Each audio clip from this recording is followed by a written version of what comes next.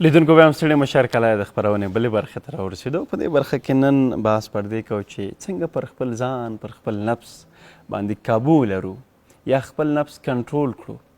که مو خپل نفس کابو کړ کومې ګټې لري؟ هم دنیوي ګټې او هم اخروي ګټې. خو برعکس که کیسه بدله شوله، که یو څوک پر خپل نفس کابو نه لري، پر خپل خواهشاتو کابو نه لري، شیطاني وسواس پر وړاندې پاتې راځي، دغسې ډیری جنجالونه نور چې دی ورسره مخامخ کیږي، کوم زیانونه لري او څنګه کولی شو چې همدغه لاره خپله کړو چې پر خپل نفس باندې کابو پیدا کړو؟ که دغه کابووالی کمزوری وي څنګه یې پیاوړی کړو؟ نو په همدې باندې خبرې لرو. له ښه بخته همدا شیبه راسره د بشري ودې او پراختیا سلاکار دکتر صاحب حیات الله عتیق له ترکیې څخه خپرونې ته وصل دی. دکتر صاحب ستړي مه شئ، سهار مو په خیر. مننه ګرانه، هیله کوم تاسو ستاسو ټول همکاران او ستاسو ټول مینوال اورېدونکي په خیر وي. ډېره مننه. کور ودان. دکتر صاحب نن نو داسې موضوع ده چې د هر انسان نفس پورې تړلی ده او هر انسان سره دغه مسایل شته ده. پر خپل نفس کابووالی یا کنټرول په ډېری مواردو کې موږ په همدې بحث کوو چې یو څوک نه توانیږي په دې مسایلو باندې چې ځان کابو کړي یا کابووالی خپل کړي. څنګه کولی شو چې دغه کابووالی تعریف کړو او کابووالي لپاره څه مهم دي بیا؟ قدرمن او محترم ورور، که چېرته موږ تاسو فکر وکړو زموږ ستاسو نفسونه، زموږ ستاسو زړونه، زموږ ستاسو نه هر څه غواړي. صحیح. داسې نه ده. زړه وایي زړه د غوښې دی که نه؟ بله. هر څه چې د انسان زړه ته راشي، د انسان نفس ته راشي، نو هغه غواړي. صحیح. دې کې شک نشته.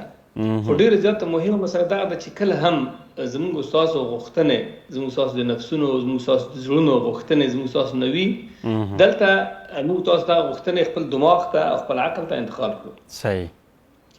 چېرته زموږ ستاسو دغه غوښتنې، زموږ ستاسو د نفسونو او د زړونو غوښتنې زموږ ستاسو د ارزښتونو او د مبادئو په چوکاټ کې وي، بله، نو دلته بیا عقل جسم ته امر کوي چې دغه غوښتنې د نفس او د زړه ته عملي کړه. صحیح. د مثال په توګه باندې ستاسو نفس یوه غوښتنه درنه کوي چې تاسو باید د هفتې په آخر کې تاسو باید یوه تفریح وکوئ. صحیح. ته لاړ شئ، یو منظره وکوئ، یو چکر ته لاړ شئ. دا یوه مشروع غوښتنه ده، د نفس غوښتنه ده. طبیعي خبره ده چې نفس ضرورت دی، د جسم ضرورت دی.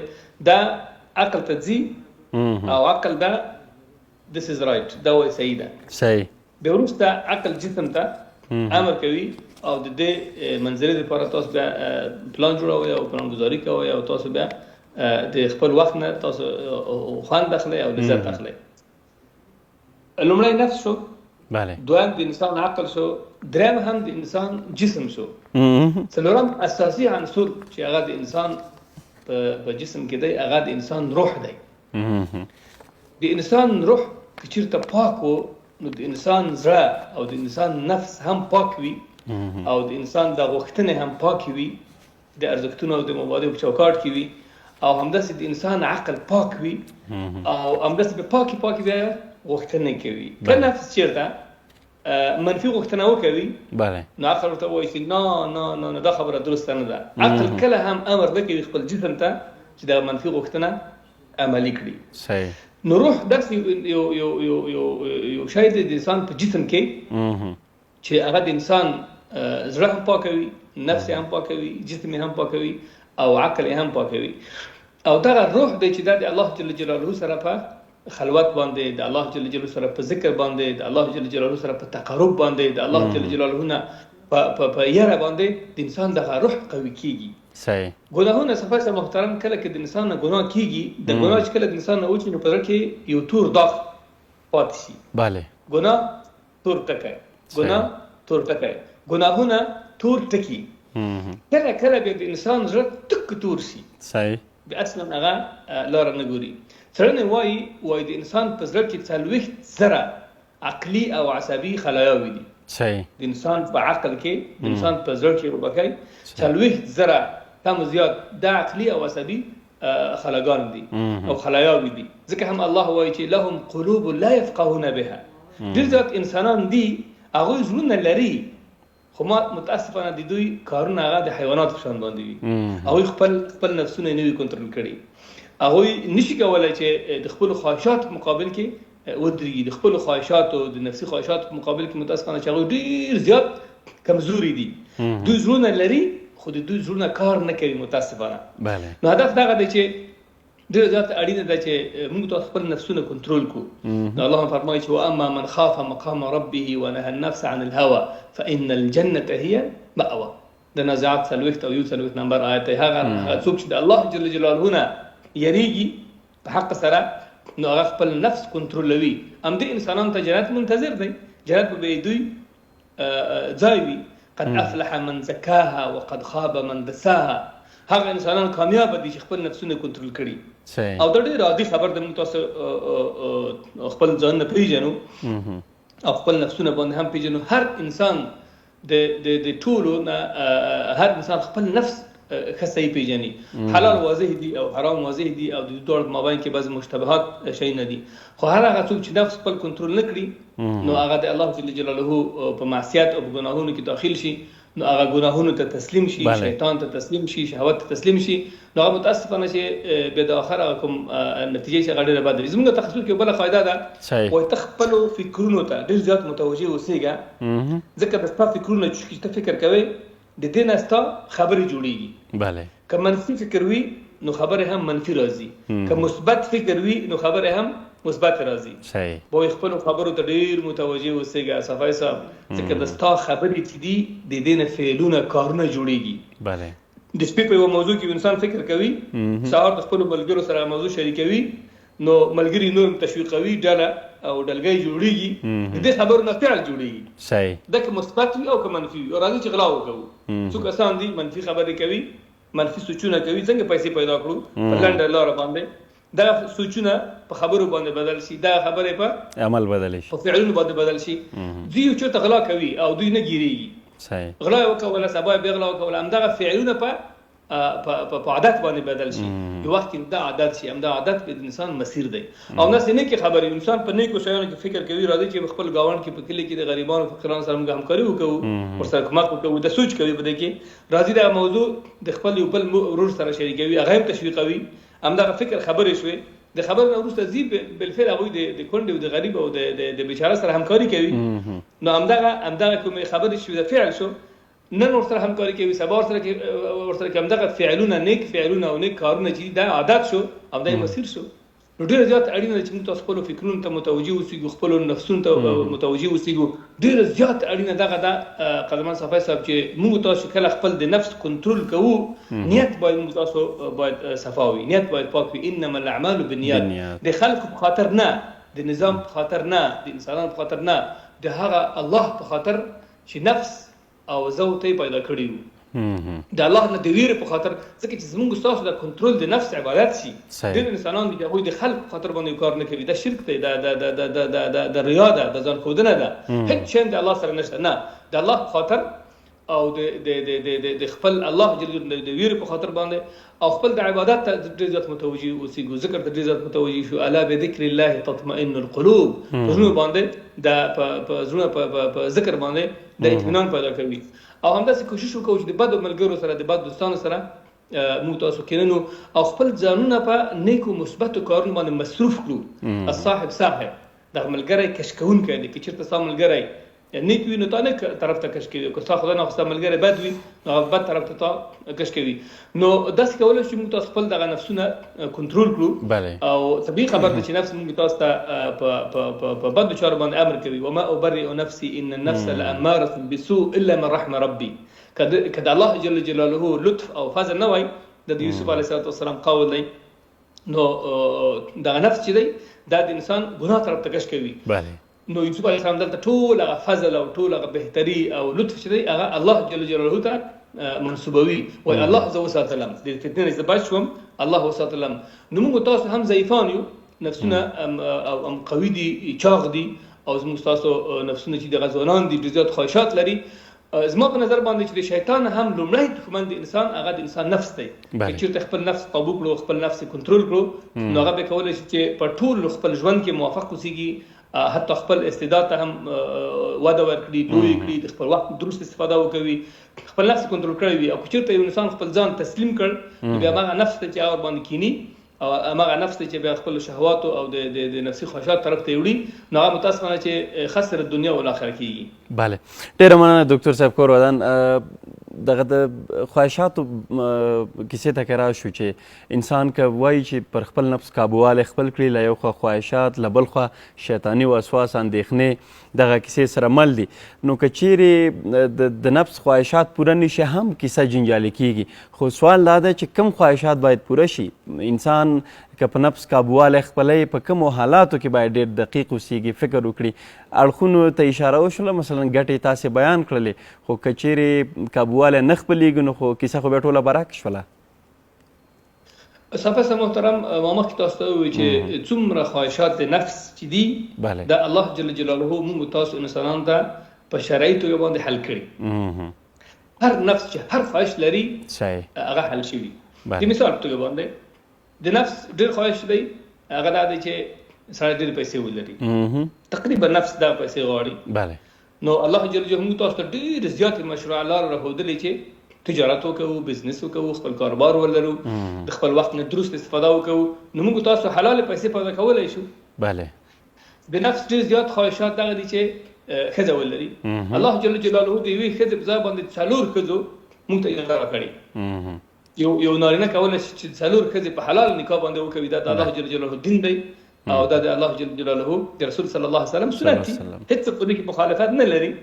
نو طبیعي خبره ده چې هغه څوک چې دا دوه شیان د خلکو ډېر زیات خوښېږي چې پیسې دي، مال دی او ښځې دي، الله جل جلاله په شرعي توګه باندې انسانانو ته دا اجازه ورکړې، مسلمان ته دا اجازه ورکړې. هر هغه شی چې کوم انسان نفس غواړي، د مثال په توګه باندې بعضې هغه شیان چې شیطان ښکلوي نارینه ته، په هغه کې فکر وشي. د مثال په توګه باندې بعضې انسانان شراب چکي، متاسفانه هغوی کې ډېر زیات ضررونه دي. واثمهم اکبر من نفعهما، ګناه د ګټې نه ډېره زیاته ده. د دې په مقابل کې الله جل جلاله موږ تاسو ته ډېرې زیاتې میوې راکړې، دانې راته راکړې، د مختلف شیونه موږ ته راکړي. داسې یو څوک زه چلینج ورکوم چې یو څوک یو شی ما ته راوښیي چې هغه د اسلام په مبارک دین کې منع شوی وي، خو د انسان نفس یې غواړي، د انسان شهوت یې غواړي. نه نه نه نه نه، هر هغه شی چې انسان نفس غواړي شته او شرعي لارې شته. خو دغه ډېره زیاته اړینه ده چې که چېرته نفس کنټرول نشي صفایي محترم، نو بیا ګناهونه ډېر زیات په اسانه کېږي متاسفانه، او د انسان زړه بیا چې دی هغه بې سختېږي. او تاسو پوهېږئ چې د انسان نفس کنټرول نه وي، همیشه د ده اعصاب خراب وي، همیشه غوسه وي. رسول صلی الله علیه وسلم ته صحابي راغی، ډېر غوسه کېده، ورته وایي چې اوصني یا رسول الله، ما ته نصیحت وکوه. نو رسول صلی الله علیه وسلم ورته وایي چې لا تغضب، غوسه مه کوه. بیا ورته اوصني یا رسول الله، ما ته نصیحت وکوه، چې لا تغضب. فردد مرارا قال لا تغضب. څو ځلې ورته دا غوښتنه وکړه چې رسول الله صلی الله علیه وسلم ما ته نصیحت وکوه. نو رسول ورته همدا خبره کوله صلی الله علیه وسلم چې ته غوسه مه کوه.